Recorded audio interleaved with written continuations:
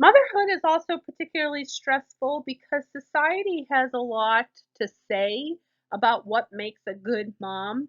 There are just so many pressures that we feel from those around us. Not even if you are a parent, just if you can, imagine just reading stuff about parents.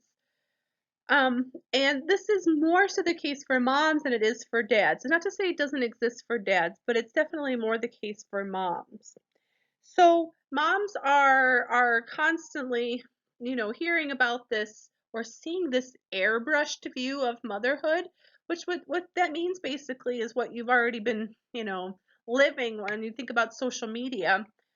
You see more situations of perfectly dressed kids on social media, of kids who are getting along with one another, who will, where moms look clean and put together. And we're not seeing the negative sides of things. We're not seeing pictures of kids fighting or not eating their food or throwing temper tantrums in Target or this, that, and the other. And so that's what I mean by airbrushed. It's not all bliss in reality, but what we're seeing and the messages that we're receiving are about this, like, wow, everything is great, and moms all around us have their lives put together. On this is doing a disservice to all women and men too. But again, this message is received more by women. Um, and another thing is that despite knowing about genetics and peers and how they affect us and how the wider society affects development, mothers tend to bear the weight of the responsibility for how a child turns out. And part of that is because society is putting that under pressure. If you're again at Target and you see a child misbehaving, many people are going to be like, what is that parent doing wrong? Versus like, again, what about that child's genes or what else is going on in that child's life? We're looking at the person, the mom, as the factor. So we're putting that on our shoulders as women. Um, and for motherhood, we also are seeing all these messages and these demands. It's kind of like it's a lot to consider. Like you need to be patient, but at the same time, don't give in easily. Read enough to your child. You have to take your kids to enough lessons so that they can, learn everything. They have to be a perfect child. Give enough attention, but not too much attention. You need to breastfeed, but then if you can't breastfeed, like formula is okay too, but back and forth. Um, and so if the average mom is looking at all of this, and these messages are on social media, but they're also shared from generation to generation too. How is this affecting them? It's affecting them because it's added stress. And even for parents who are like, I'm gonna not listen to everything that I'm hearing and all of these messages, it's hard not to internalize some of those thoughts. So you have to think a little bit about this notion of helicopter parenting, which is something that is, we're talking about more these days. Do you think that helicopter parenting is just a result of these intense parenting demands? We don't want to be seen as like slacker moms.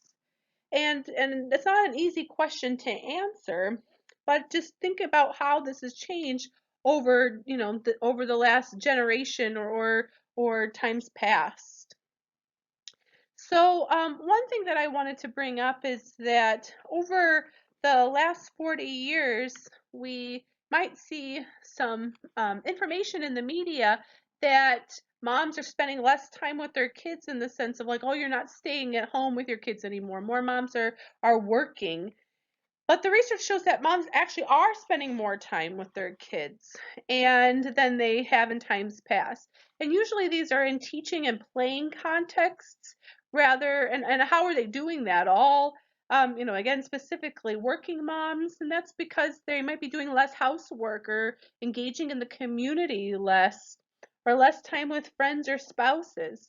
So we actually see current moms spending more time with their kids than in times past, even though I would imagine that if I asked you in class to raise your hand if you think moms from, let's say, the 50s or 60s or 70s or 80s spent more or less time with their kids, than moms today. I bet many of you would say that moms today spend less time because they're busy, but that's not what the research says. Let's switch gears to fatherhood. Um, so a lot has changed in our expectations of fathers over, I mean, even the last generation or two.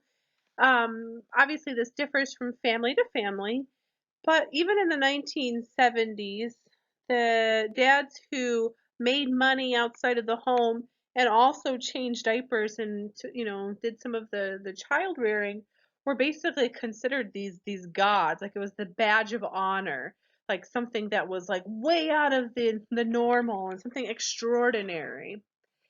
And now in the US and much of Western culture, we see dads as being more hands-on and doing more of the caregiving.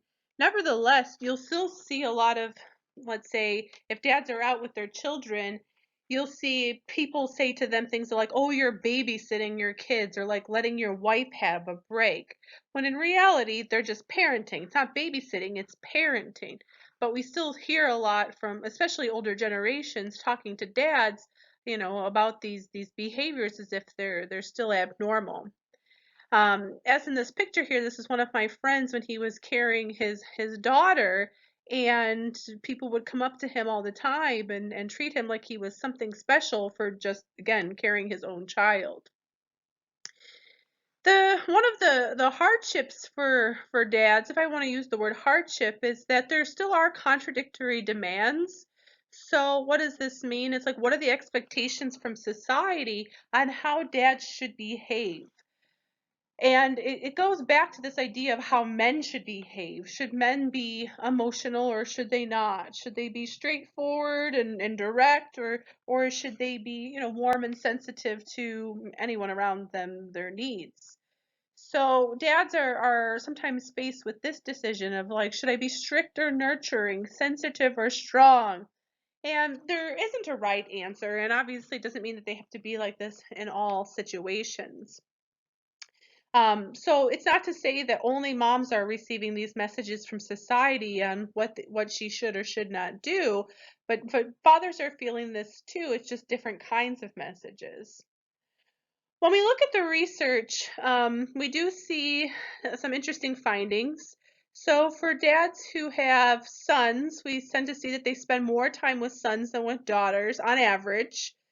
We also see dads spending more time in rough and tumble play compared to moms. Moms are more likely to spend time in when they're spending time with their kid in caregiving type activities like bathing or feeding, but also in more quiet time activities. So, for example, coloring.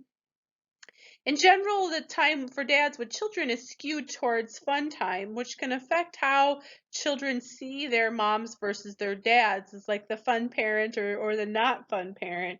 But it does depend from family to family. I'm going to talk more about dads on the next slide.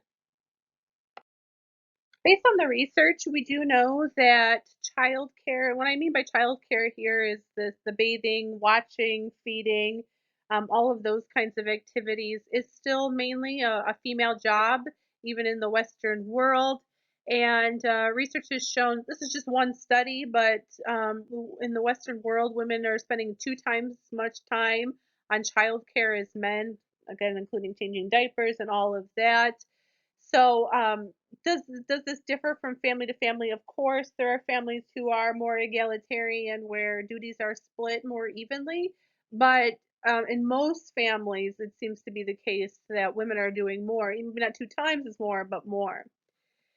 When we look at fathers and the different types of variations that fathers can take, or it might not be only their choice, it might be the way that it falls into the family.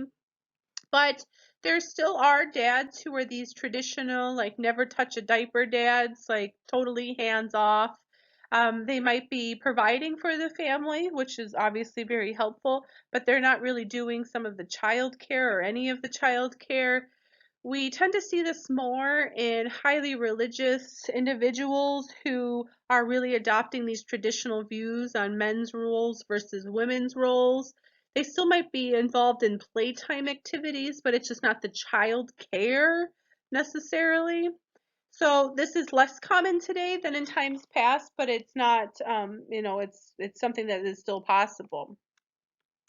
Now, on the flip side, we have people who are like house husbands, so like stay-at-home dads who have primary caregiving responsibilities.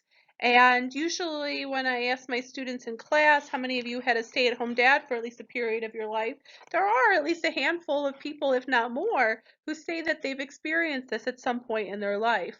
I know that my dad was a stay-at-home dad for a short period. I remember him braiding my hair and sending me off to school probably around 7 or 8 years old, feeding me, things like that, while my mom was working. So this isn't entirely uncommon, but it's less common than having a stay-at-home mom. But it just depends on what works for the family. Then we have single dads too, or who are sole care providers. So whether they're stay at home or not, usually if they're a single parent, also would have to work. But we see that 1 in 5 single parent households is headed by a man. So it is still a sizable number of individuals who are doing all of this caregiving. Maybe it's in joint custody for the children, but at least at some point during the week or during the year, they're providing care solely. The last thing I want to leave you with is this idea that often the case, women have more knowledge coming into a parenthood kind of situation just because of babysitting or from messages we're receiving from society. And so it's really important for moms to not be gatekeepers, which means that, like thinking that you know better or you're the one in charge of the child and the decisions that are being made on behalf of the child.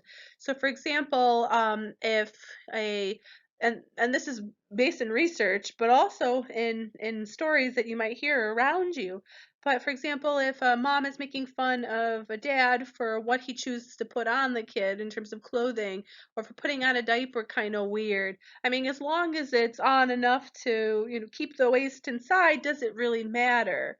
Or a mom who's angry for being too rough. Now, I'm assuming that it's not actually so rough, but just rougher than she has want or wants. Um, so what ends up happening is that if moms act as gatekeepers, and it more often works this way compared to dads as gatekeepers, then dads are going to want to pull back and not do as much because they're getting criticized essentially. And also they might end up being jealous at the relationship with the children. That can go in both directions. So moms might be jealous of children with, or the relationship with children, because the children are viewing dad as the fun parent, as I already mentioned. But dads could become jealous of the relationship if the child is more connected to the parents, or it seems that way, like a mama's boy, or just always want to be around the mom, or mom's the only one that can comfort. So if we aren't communicating, this is where problems can occur, and that's where we add more stress to our lives than necessary. So that's all I have for roles and relationships in early adulthood. We'll talk more about these ideas as we go into older age and middle age and older age. And now you're ready for the second exam.